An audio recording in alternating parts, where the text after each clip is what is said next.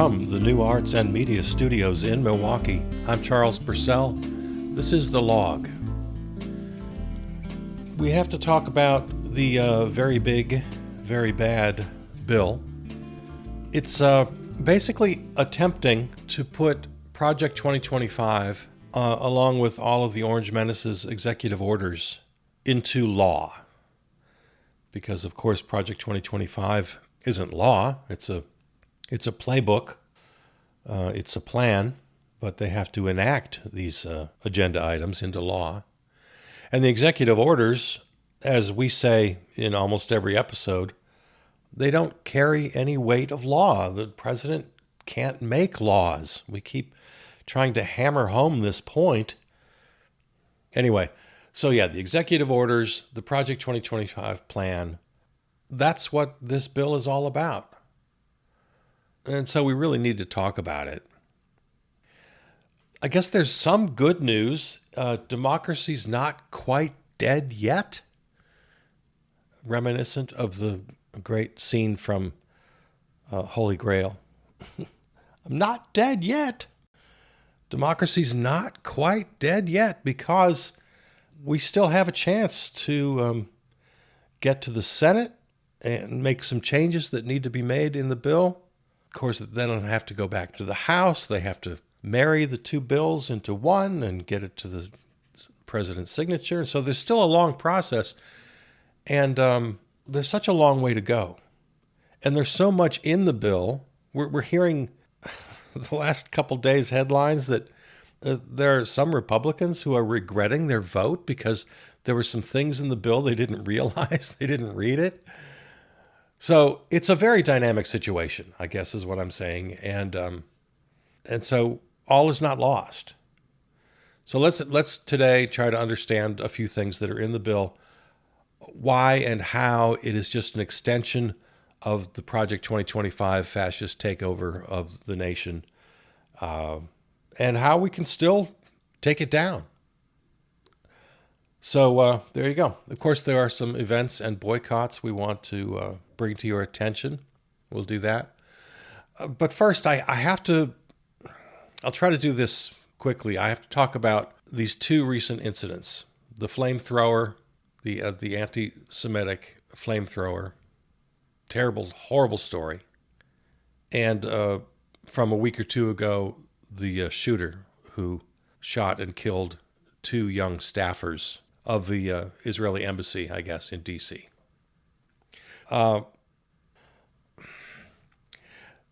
There's a difference between an excuse and a reason.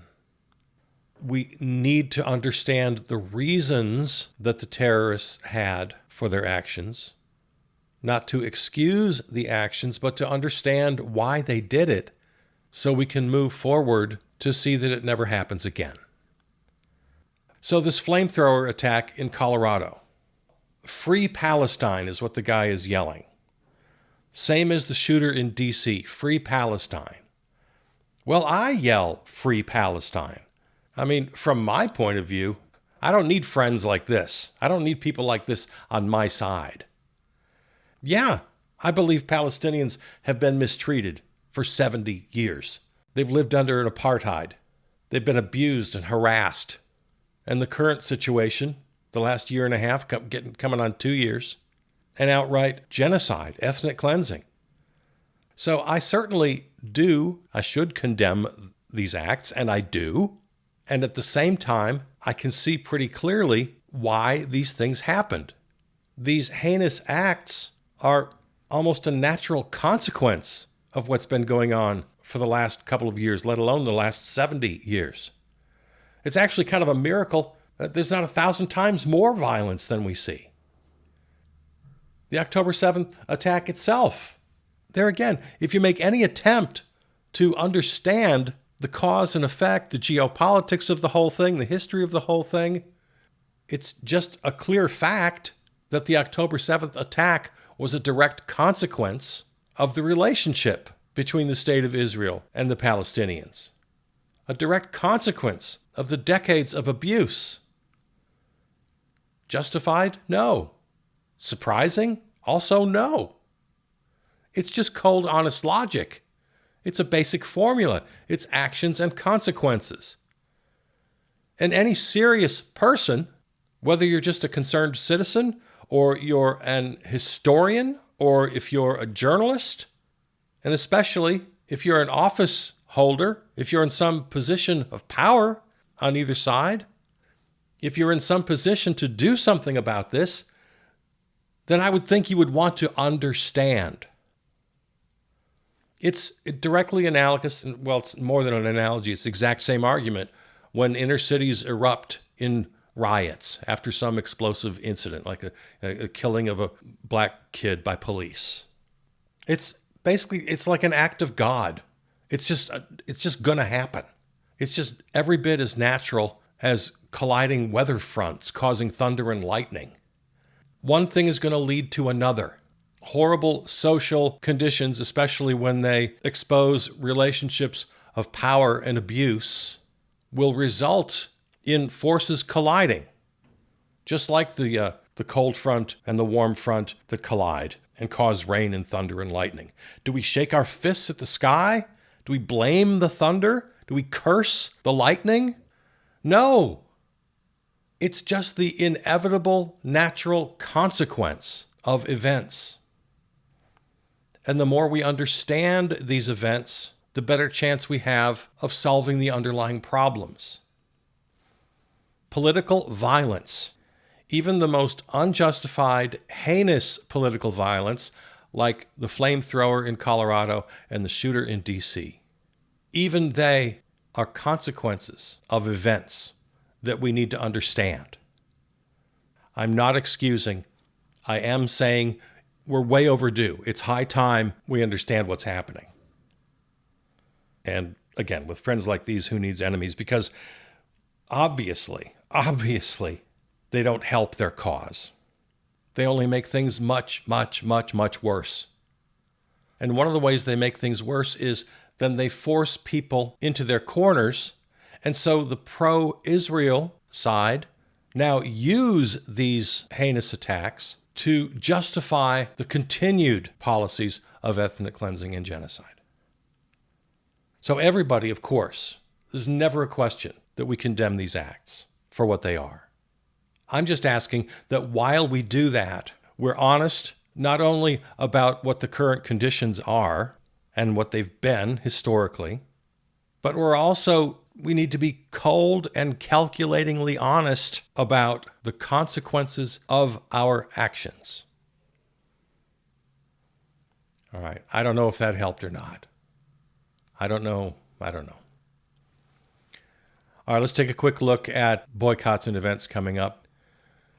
We are in the midst right now of our Target boycott. Please make that a permanent boycott if you would. Target can just go to hell. I don't have it in front of me right now, but I saw an article recently. I guess Costco just making money hand over fist ever since the whole DEI thing hit the fan. And they doubled down and said, no, we're sticking with our DEI policies. While Target bent the knee to the regime and they dropped any DEI initiatives and they backed off on things like gay pride merchandise and things like that. So Target has been really hit. Again, I don't have the numbers in front of me, but they're pretty big. Millions, hundreds of millions of dollars lost by Target and gained by Costco. So, all right, there's a little bit of good news. So the Target boycott continues June 3rd through the 9th. Please make it permanent. Friday is a very big day. Friday, June 6th, D-Day anniversary protests in Washington, D.C. and around the nation. So check your local listings. Join the military veterans of America to protest to end fascism in the United States. Saturday, June 14th is the big day everybody has to have marked on their calendars. That's No King's Day. Everybody out on the street for Saturday, June 14th. And you know the resources. There are lots of good ones out there. GeneralStrikeUS.com, 5051, Shutdown 315. Okay, so we'll see you out there. Okay, we got to talk about the very big, very bad bill. And let's be real clear. This is not a series of a lot of different stories. It's all one big story. The fascist takeover of the nation is embedded in this very big, very bad bill. It's all the same story. Let's be really clear about this. This bill is Project 2025. It's legalizing the illegal executive orders. Defenders of the bill, namely the Orange Menace and Speaker Mike Johnson, their arguments are just laughable. They deny that the bill will add several $1 trillion to the deficit, which the deficit hawks are complaining about. They use the same tired old argument that we've heard from Republicans for, I don't know, my entire life. Certainly from Reagan and then to, well, just name the Republican administrations. The whole trickle-down myth that's been debunked over and over. They say, oh, well, no, it won't add to the deficit because these great, huge tax cuts will encourage growth. And the OMB, the Office of Management and Budget, that puts together these numbers, they're underestimating the fantastic growth we're going to have because the tax cuts going to the rich folks, because they're job creators, and that'll trickle down to more jobs and more activity and high growth and massive tax revenues, and they'll more than make up for the spending and tax cuts. This is such a tired old argument. Again, debunked over and over and over again. Trickle-down economics has long been just laughed out of any serious conversation about economics. And they're still using it. It's just incredible that they're still using this argument in 2025. It's crazy. But of course, the rich get richer, the corporations get richer, huge cuts to Medicaid, Affordable Care Act, nutrition assistance for children and seniors. You've heard all this. We got our first $1 trillion military budget out of this that you and I have been warning about for a while as we watched it grow from, $600 billion, then $700 billion, then $800. It's like it's going to top $1 trillion in just a matter of time. Just another year or two, it's going to top $1 trillion. Here we go, $1 trillion. Crazy. Nursing homes will close. Hospitals will close. According to research by Yale University, University of Pennsylvania, up to 50,000 people will die for lack of health coverage as a direct result of this bill as it currently stands. All right, let's talk a little bit about how the bill advances Project 2025. Project 2025 was the blueprint, and now Congress is getting out their hammer and nails and lumber, and they're going to build this thing into something real. Right down the line. Immigration, billions of dollars to ICE to conduct their Gestapo-style immigration raids, build more of the big dumb wall. Of course, taxation, that's what we all know about. This huge transfer of wealth from the bottom 50% to the top 0.1%. We talked about that at length a couple episodes ago. Social programs just cut to the bone or eliminated entirely. Climate policy completely reversed. A free rein to polluters, to fossil fuel, coal. And then government reform that hands virtually all power to the unitary executive. So it's all of this stuff. Some of it makes the news headlines, and most of it doesn't. It's all in this bill. It's massive. It's huge. It's insane. The climate and energy elements of the bill are particularly troublesome, basically reversing any advances we've made, not only in the Biden administration. We talked about that a lot at the time. By our standards, a fraction of what actually needs to be done. But by relative standards, by the actual facts here, the most any one single administration has done to combat the climate crisis ever. Just wiped out by this one bill. Green energy initiatives, incentives, mandates, regulations, to reduce fossil fuel use, to encourage, support renewable energy, just gone. Yeah, not just reversing Biden administration policies, going all the way back to Nixon and the Clean Water Act. Everything gets hit, while at the same time, as I said, giving free rein to the fossil fuel industry and all other industries pouring pollutants into the water and CO2 into the air. Education gutted. Again, he signed an executive order abolishing the Department of Education. Well, of course, he can't do that. Congress can. So this calls for the dismantling of the Department of Education, promotes school choice, i.e. public funding for private schools, ends any federal enforcement of civil rights for education, or civil rights anywhere for that matter. So yeah, it's Project 2025. It's taking the blueprints out to the construction site, putting on the hard hat, and getting to work. That's what Congress is trying to do right now. It's the hard right-wing wet dream that a very small number of Americans have been foaming at the mouth for since Barry Goldwater. Yeah, they've been trying for 50, 60, 70 years to do these things and never succeeded, turned back every time. But with this attempted fascist takeover, they're going to give it one big try. Even though these policies have been rejected over and over and over again by the voters, they're trying a new way. I don't know if anybody's done this. I'd love to see the polling. If you extracted all of the individual elements of the bill and polled them separately, I wonder how they'd poll. Things like, I mentioned earlier, there's a couple of Republicans who are openly telling reporters that they're regretting their vote because they've since learned a couple things that are in the bill that they didn't realize. And this is crazy. This is crazy to me.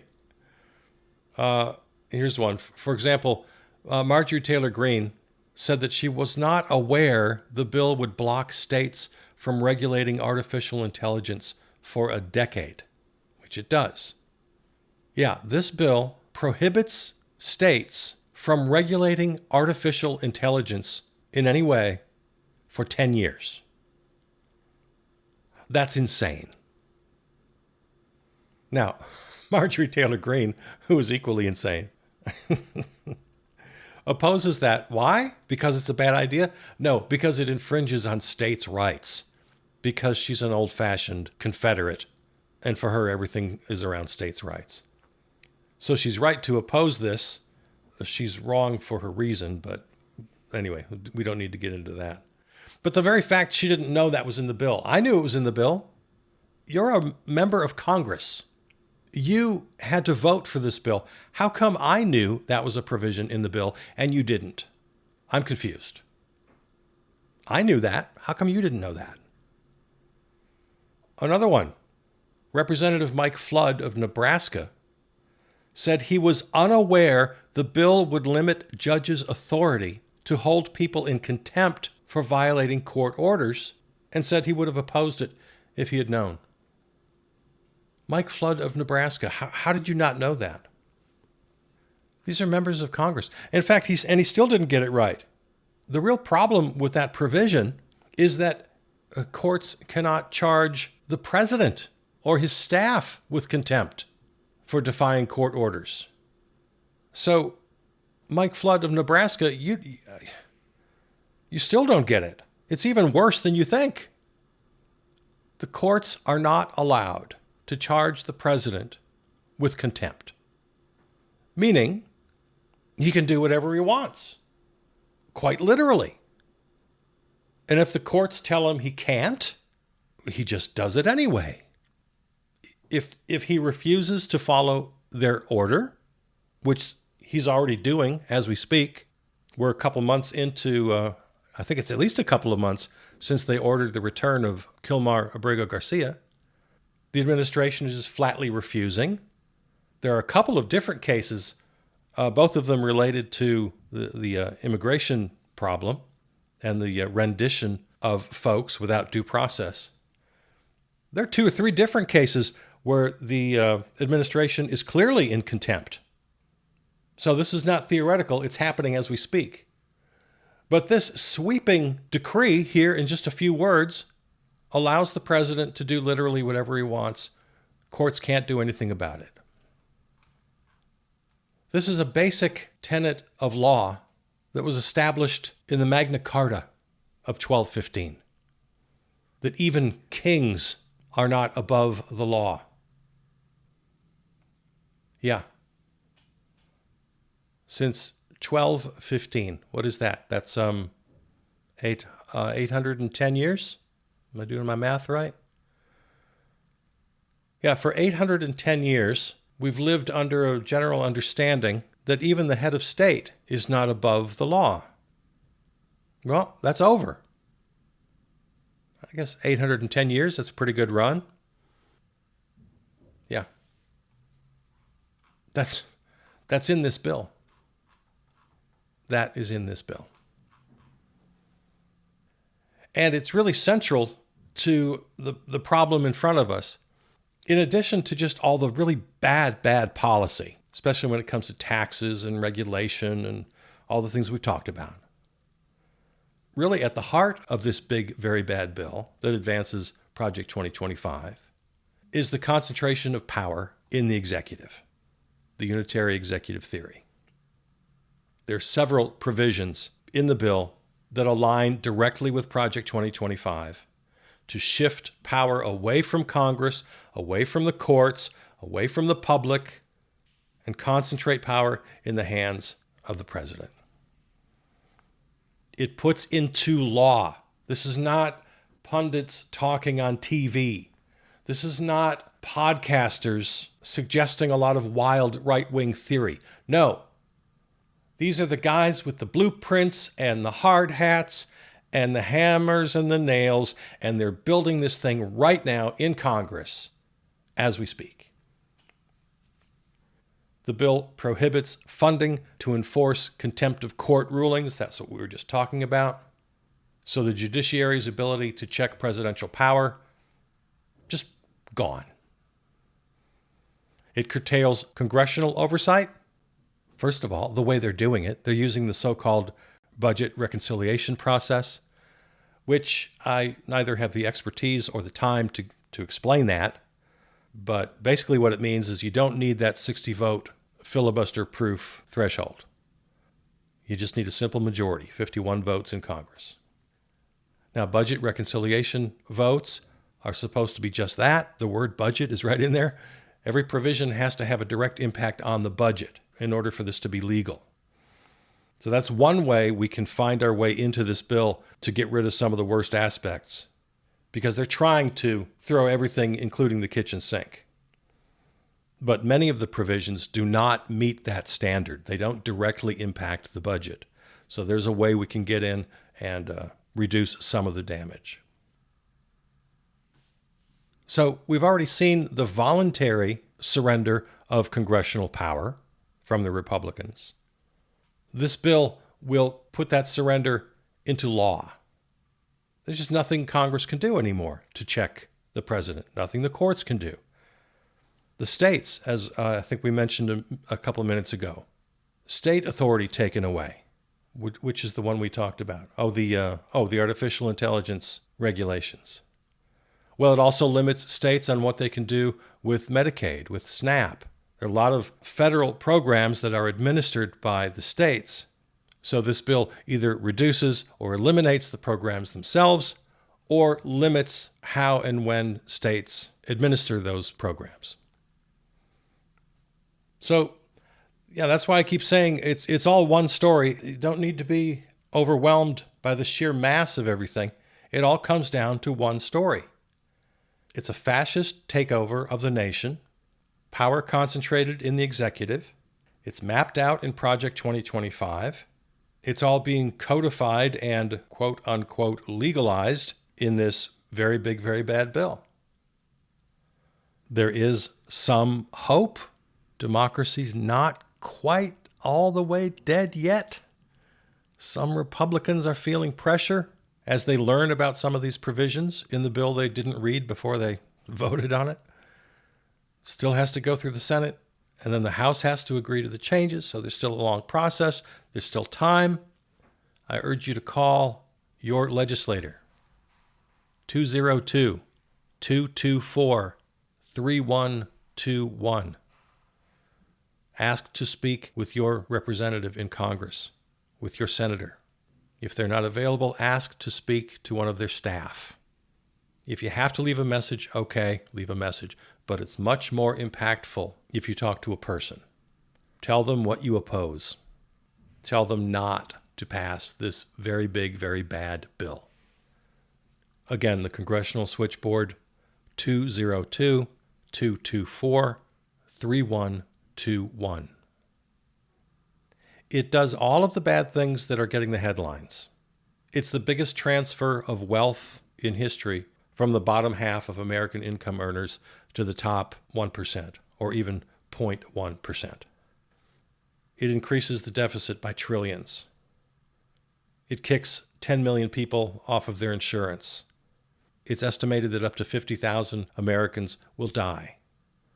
In addition to the 300,000 people globally who have died because Elon Musk and Dodgy decided that USAID life-saving food and medicine was just too expensive for us. It was, 1% of our budget, and that's just too much.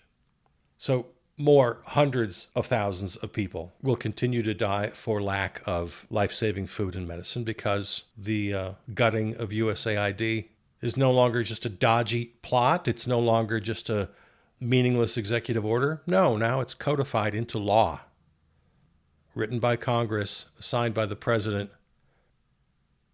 Yeah, so this bill is all of the bad things you're hearing on the news and so much more. And primarily in the very fact that it finishes the fascist job.